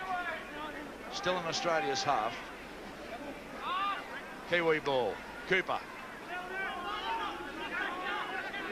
Clayton Friend at dummy half, looking to Dean Bell. Gets it to Bell now. Bell winds up, tries to do the step, but no go. Miller's around his legs. International numbers today, we remind you, and of course this is the way that we'll see the premiership numbers in the future in Australia, and I guess it's about time we fell into line with the rest of the world. Sorensen, Friend, Cooper, back to Friend, out wide for Iro. He takes it on the first bounce. Again, he's wrapped up quickly though. Farrell was the tackler that time. Getting quite dark here now at Eden Park. Still no rain though, very overcast. Gusty nor'east wind and pretty cool. Torrential rain here earlier through the week, and the ground in magnificent condition. It dried out well. Shearer takes the kick and gets under a high one. They come back and get him and wrap him up. Mark McGaw gets it out to Gary Jack. Well, the Australians are just playing out the time now, Ray Warren. There's no doubt, Daryl, that they've, if you like, changed back a gear, and they're just going to freewheel home from here. They're certainly slowing the game down to suit themselves. As Sorensen, Sirinen, I should say, has held 32 metres out from his own line. He's had a very strong game, Paul Sirinen. He's been one of the better forwards on the park as Roach goes to within 10 metres of the halfway now. Down by forward Shelford, and Elias it is who works it to the right for Gavin Miller, who's been very busy, Miller. In fact, he's probably the man that I'd be voting for if there was a man of the match vote to be awarded. Iro makes a break for the Kiwis. He's going to go all the way. Yes, it's a try for Kevin Iro. Well, he's a very talented player. And I was about to make the comment that Farah and McGaw had done a good job on containing the New Zealand centres, particularly Kevin Iro. and all of a sudden he was into open space. He got inside Sirinen. Dunn chased. Then Jack came on the scene late. But Iro is in to score. Wide out the first New Zealand try. 25 points to 8. Well, he received this ball from Friend. He got a little space to move. And from then on, he just beat Jack on pace. He's got plenty of it. He's got speed to burn, and he's a big lump of a centre. And there he is on another angle replay. He had Paul Sirinen really on a plate. He was going to have no trouble standing Sirinen up. Jack, as always, chases to the last vital second. And the kick from the sideline from Brown is unsuccessful. So 25 points to 8, Australia leading New Zealand in the 4X World Cup final. Australia with possession on the New Zealand 22, leading 25 to 8. And here's Lamb with the grubber kick in behind the defence. And the Australian player was pulled down in pursuit of the ball. The referee said play on. Well, that's a pretty hard decision to follow. Michael O'Connor has now had something to say to Arnui. But the referee has given a penalty against Terry Lamb's tackle on the New Zealander. And so the Kiwis with the penalty 10 metres out from their line. Brown, the front rower, takes that penalty. As number 15 comes on for the home side, Sam Stewart coming on. Shelford is tackled. They're 32 metres out from their own line. 10 minutes of time remaining, and again they've made that elementary error. 25 to 8 then in favour of Australia. Well, they got 14 on the football paddock. Still waiting for a play to come off. It's Shelford that's going to come off, Jack. And there's a dust up on the scrum. It's on now again. Sorensen again involved. Mark Graham is in there. And that man, Mr. Roach. Been a dogfight in those scrums all afternoon. Wayne Shelford coming off and shakes the head. Sorensen and a blocker coming out. A little claret on Sorensen's lip. Mr. Arnui laying down the law and saying any more and you're off. Making no bones about it. Here's the replay as it broke up. Big Steve lets one go and the two of them are at it. Horro doing his best to break it up, but we're back live now. Andrew Farah standing up, and that's when they've been coming in and swinging some arms. And again, Clayton Friend being involved with Farah. There's a bit of push and shove. They finally break up. It's a rolling match in the centre, and the game has fallen away in the last 10 or 15 minutes. But Dunn takes it up for Australia. Hard, fast and strong. Makes 4 or 5. Benny Elias gets it out to Lamb. Lamb to Farah. Farah dancing around, but the defence too strong. He can't beat it. Dale Shearer takes on the rollers at dummy half. Goes to Elias. Elias chipping for the corner. The chasers are coming through. O'Connor following it up, and ball just beats him. Just beats him. But what has Mr. Arnui done here? 25 tap. He's brought it out. Well, the signals going all over the field here from the Australians and the New Zealanders. And Sammy Stewart brings it up for the Kiwis. His first major run of this game. And there's plenty of heavy stuff still going on in Brown, and he goes down. Wallace gets it on the Friend out to Cooper. Now on to Dean Bell. Freeman overran it though. Ball goes loose. Australia have it. Michael O'Connor will play it. Steve Roach is off. And Gillespie is on for Australia.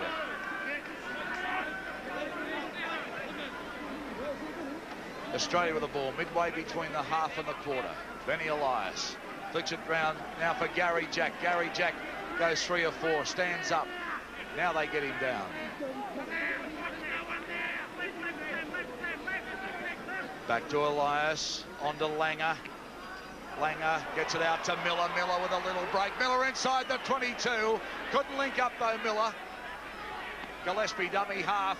Now Benny Elias moves in, says my job. Langer flicking one around. He gets it back to Lamb. Lamb turns it back inside to Shearer. Too much defence though for Shearer. They've lost the ball. The Kiwis have it. And again, there's a punch up on. And it's really on. They all come in now. Trying to break it up. It's Freeman and Shearer throwing punches here. Well, it might be cold outside where we are up high, but let me tell you, it's hot down there on the field. Plenty being thrown, plenty being said.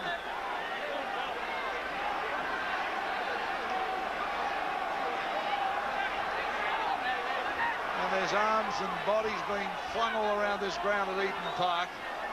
Benny Elias is like a traffic cop. He's pointing, he's yelling, he's shouting. Well, there's one thing that's happened. One of these sideline umpires came in. I thought they went home early. They're still there.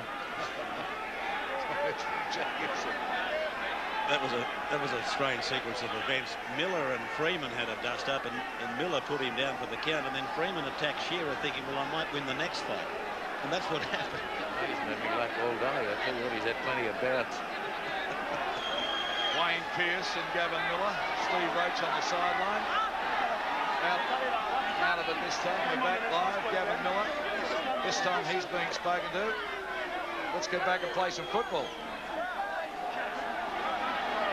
So a scrum is formed.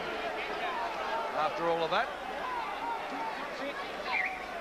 Maybe they've settled themselves down now as Clayton Friend will feed for the Kiwis. Out to Elia. Elia out of one. They come back and get him though. Shearer and Lamb, the defenders for Australia. On to Cooper. Cooper flicks one over to Wallace. Wallace standing still. No one to give it to. He had to take the tackle just outside the 22. There's scuffles going on all over the back play. Now they come back and start to play some football. Mark Graham takes it forward 4 or 5. They're out of the danger zone, but they need to get into Australia's half and do it quickly. And they won't do it the way they've been playing. On to Cooper. Long cut-out pass to Sorensen. Watch this boy get some attention. He loses the football. Friend has to clean it up. Now he comes back, looking for a hole. Nothing there but green and gold jumpers, though. On for Wallace. Sam Stewart. And they're back where they started from now. Friend. On to Cooper. Cooper gets out of one. The ball goes back to Clayton Friend. It's pedestrian stuff at the moment. Too much defence, though. Now they flick it off the ground. It goes on to Iro. Iro starts to wind up. He's got his brother. His brother can't take the ball. And I'd say that's about the third or the fourth one that he's put down. 4 balls he's put down, this fellow today. Well, if he caught that ball, he'd been in a circus. Well, I was about to say they weren't easy, most of them, but still. OK, we're into the last 5 minutes. Ray Warren. And 25 points to 8 in favour of Australia.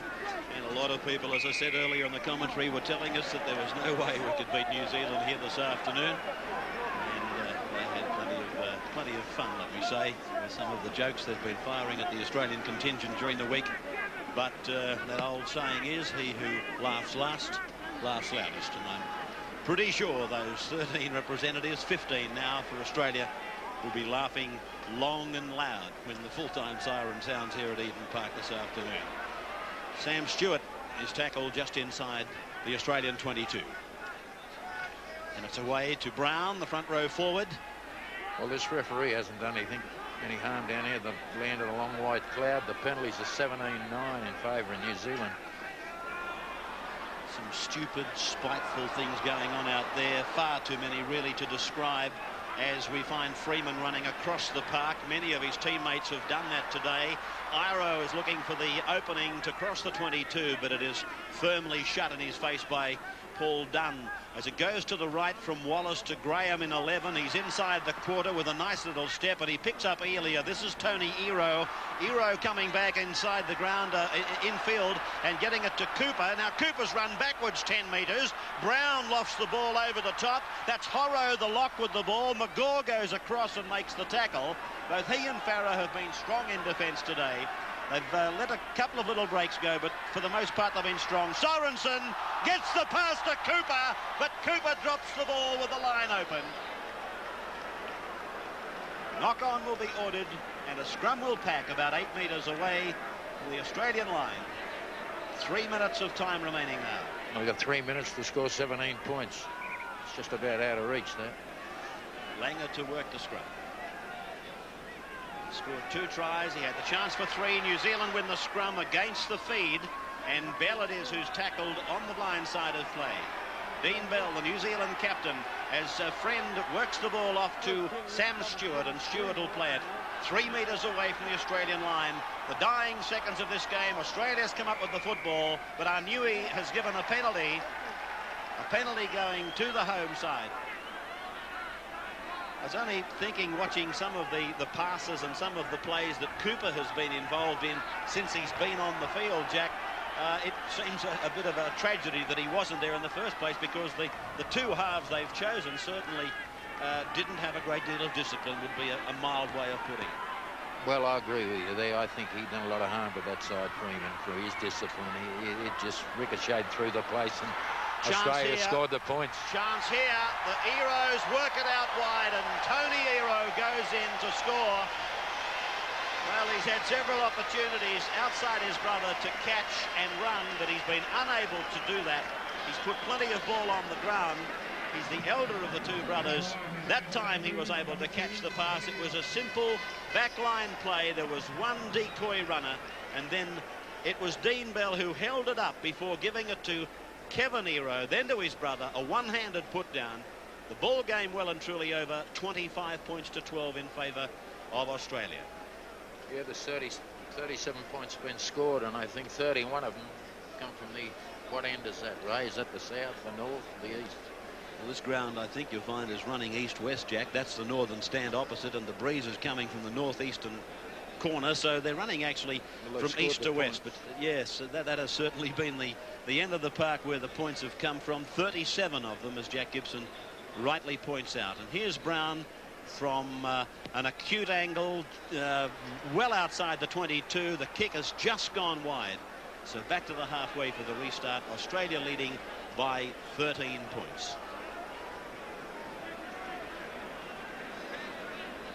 Terry Lamb coming on to replace Wally Lewis just prior to half-time. Repeating the news about Lewis, it seems almost certain that he's got a fracture, and in fact there he is on camera about to light up a cigarette, but it seems certain that he's got a fractured lower right forearm. As Lamb gets us going again, and it's come from Freeman. This is Elia going across the ground. Good to see David Gillespie in green and gold. This is his first green and gold jumper, and Don Ferner opting to give him a run late in the match. As the ball goes loose, it's picked up by Ero, the man who set up that previous try out wide for his brother. This is Kevin.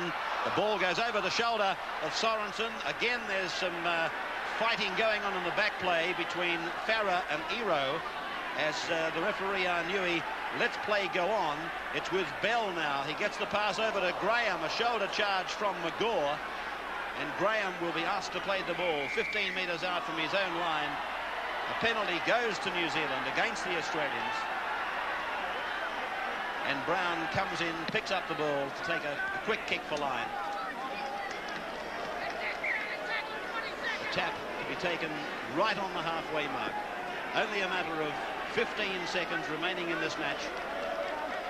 And Australia tying it up in the first half. They took advantage of the lack of discipline from the New Zealanders. They wanted to fight. They didn't want to play football. And they'd lost this ball game midway through the first half. As the siren sounds, children flocking onto the ground. Cooper flicks a pass out the back to Sorensen. I think these players will have to shut it down, surely, because children are everywhere on Eden Park at the moment. And that's the end of the section, the sound of the referee's whistle. And Australia are the World Cup holders at the end of the 80 minutes, with a decisive scoreline of 25 points to 12. Langer, he scored a couple of tries. A very happy Wally Lewis. The Australians, I guess, through all the publicity that they've been reading here during the week, and certainly none of it very favourable about them, have been inspired by that pro-New Zealand publicity. And they've struck back at their critics and struck back very, very strongly. Their first half, of course, was machine-like. Their second half, I guess they were conserving as much energy as they possibly could. They were on the downhill run. Gavin Miller has played a superb game. There's no question about that. Wayne Pearce, he played strongly, but I thought Gavin Miller was probably Australia's best. I'll go along with that. I thought he had a great game, contributed when he ran to run the football and to score some, stop some points being scored. I thought McGaw's defence was great. Yeah, well, I thought both McGaw and Farah in the centres were very strong. As a very disappointed New Zealand captain, Dean Bell, makes his way back to the home dressing room. Well, they can't win at home with 19 penalties in their favour against 9. There's got to be some points in there, Ray. Just running down this scoreboard for you, and Langer 2 tries, Miller and Shearer a try each, O'Connor 4 from 7, Benny Elias a field goal, and for New Zealand, Kevin Iro and Tony Iro scored tries, and Brown kicked 2 from 5. We're just waiting now to cross down to Darryl Eastlake. He's gone down to gather some of the personalities from this game, and I can see that Wayne Pearce is walking towards camera, and possibly he's walking into a position to be talking with Darryl Eastlake. In fact, here's Darryl now. A great score, and were you a bit disappointed in their performance? Well, I thought in the second half we were a little bit sloppy. We didn't control the ball as well as we should have, but overall I think it was a pretty good performance considering that some of the guys hadn't played for 7 or 8 weeks. When you consider how much flack this side of yours has copped this week in Auckland, it's a sweet victory. Yeah, we've been copped a little bit of bashing in the media, but still I suppose there's the rivalry between Australia and New Zealand, and when it results in a crowd that we've got here, then I think it's good for the game, whether or not we've been bashed or not. What about the refereeing decisions, Happy? Yeah, I thought he was an outstanding ref. I did the full marks, for sure. Okay, well, thanks, mate, and congratulations on another great game. You always do it. We've also got over here Gary Jack trying to find his way into the room. It's pretty confusing here. Ray, we might go back to you for a second, and then we'll come back to us after the presentation, I would think. Certainly, Darryl. That man on camera, Kurt Sorensen, Jack, he got in. Well, there's the trophy. I might just interrupt that question, Jack.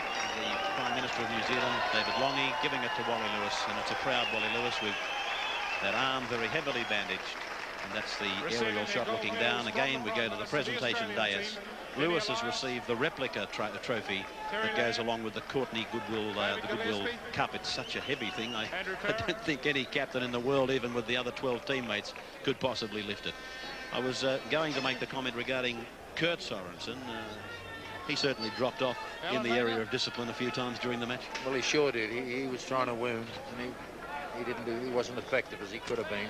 But I think Wayne Pearce, from my point of view, must suffer a little concussion here because he thought he was a brilliant referee. I thought he lost it somewhere down there through the second half, that referee. I think he got out of his depth badly there. I think he probably pulled on something much bigger than he really needed, Jack, when he wanted to penalise halfbacks for incorrect feeds, and then he was finding hookers lying down in the scrum. I think once you start pulling on scrum infringements, you're in an awfully hot kitchen. I'll say that again about those sideline umpires. I thought they were pretty inactive. There wasn't much happening in that area. But I certainly blame Freeman for a lot of the undisciplined part of it. And I'm very disappointed in him because why I say that, he got a hell of a lot of talent. And that talent, he left that in the dressing room and come out there and want to be aggressive at the wrong time in the wrong place. Let's go back to Darryl Eastlake. He's with the Queensland halfback and, of course, Australia's halfback, Alan Langer. Alan, what a memorable game for you. 2 tries in that first half, sensational. Yeah, certainly was, but I was disappointed to knock the third one on. It could have been a hat-trick, but not to worry, we've got away with the game, and it's a good effort by all the boys. What about this side? I mean, you've come back from the death, really, to have a very convincing win. Yeah, it certainly has. Like, we've been training well all week, and we've been together for a couple of weeks now, and certainly we had a hard match against Wellington the other day, and that capped us off for this mighty game today from When I say you come back from the death, I mean, everybody had written you off in this town. You had no hope to win it. Yeah, it certainly was, and the crowd didn't expect this win from us, but we're all glad we done it now. Well, we've seen you do it in State of Origin football. Now you've done it at this level. I mean, it's the same thing for you, just exciting.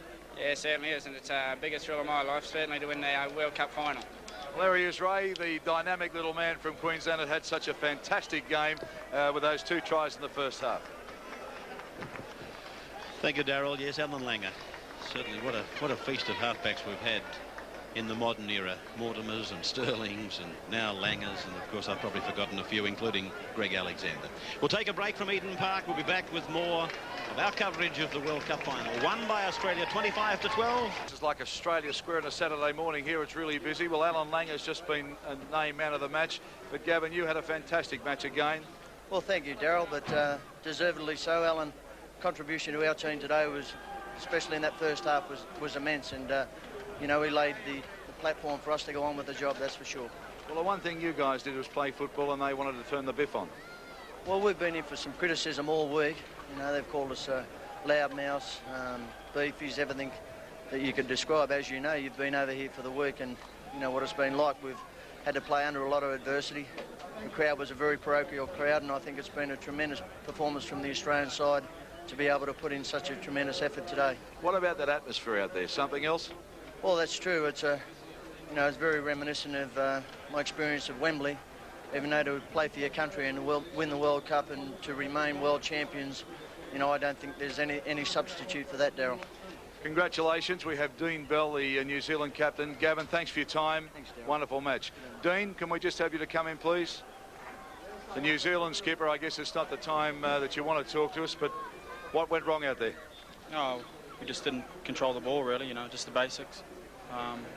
We set out to do that, but it didn't happen. We had a bad first 10 minutes, and it just sort of got worse from there on. I must say, looking at the performance last year at Lang Park, I mean, you played such devastating football. You wanted to run it, but it was a different tactic from you this time. You seem to want to play it tough. It wasn't our sort of game plan. We wanted to run it again. It's a Kiwi style, but we just didn't control the ball, so we never went through 6 tackles. I don't think we've done it once, I think. You looked a little disorganised at times. Was there a problem out there with hearing the calls or getting the calls away smoothly? No, it was just a lack of concentration, I think it was. You know, we've got no excuses on the day. We're beaten by a better team, and that's the way it is. Your coach, Tony Gordon, said to me, if you could have won this match, you would have advanced the game 10 years here in New Zealand in 80 minutes. What happens now? I don't know, yeah. We'll have to fight another day. Congratulations, anyway, for getting here. That's the main thing, and we'll see you next time round. Thanks a lot. There he is, Dean Bell, the New Zealand skipper, pretty despondent at the moment, and who would blame him, Ray Warren? Thank you, Daryl. Yes, it's never an easy task of being interviewed as a losing captain, and not only a losing captain, but a very disappointing effort.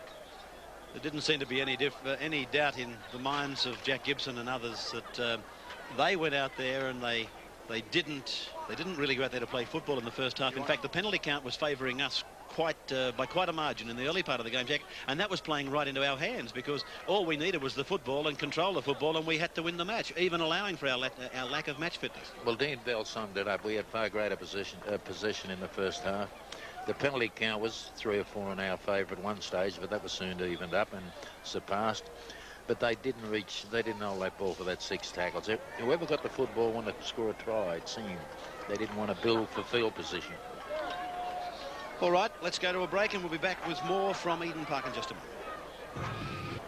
Welcome back to Eden Park for our final rundown now on the World Cup, decided here this afternoon. Won by Australia 25 points to 12 with Alan Langer 2 tries. Should have got 3. Gavin Miller a try. Dale Shearer a try. Michael O'Connor 4 goals from 7 attempts. Benny Elias a drop goal. And for New Zealand, the Iro brothers, or the Euro brothers, Kevin and Tony, they scored tries. And Peter Brown, the prop, kicked 2 from 5. The scrums and penalties, well, the scrums favoured New Zealand 10-6. There were 7 scrum penalties given. And the penalties, they finished up going all over to New Zealand 19-9. But it was significant in the first half that Australia were getting the better of the penalty count. Well, let's go down now to Darryl Eastlake with Michael Cronin. We'll say good afternoon from the commentary position, and here's Darryl for the final wrap. Well, thank you, Ray. Mick, I guess when you look at the great football that these two sides have played over the past 4 years, today was a letdown in some ways. Well, it was a letdown. I think that's due to the fact that a lot of these players haven't played a lot of football in the last 6 to 8 weeks. I was probably a bit disappointed in the New Zealand side. I think their ball control let them down badly. But the disappointing part about the game was the fact they tried to intimidate the Australians. We read where the Australians play in the toughest competition in Sydney week in, week out, yet these players come in, try and put the biff on, and while they were doing that, Australia were playing football, you know, and raced to an 11-0 lead, then a 21-0 lead. And that was the end of the ball game. So there it is. That's our World Cup presentation for you. 4 years in the making, finishing up here at Eden Park, and an historic day, really. 70 years since we've seen the game here, but we'll be back another day.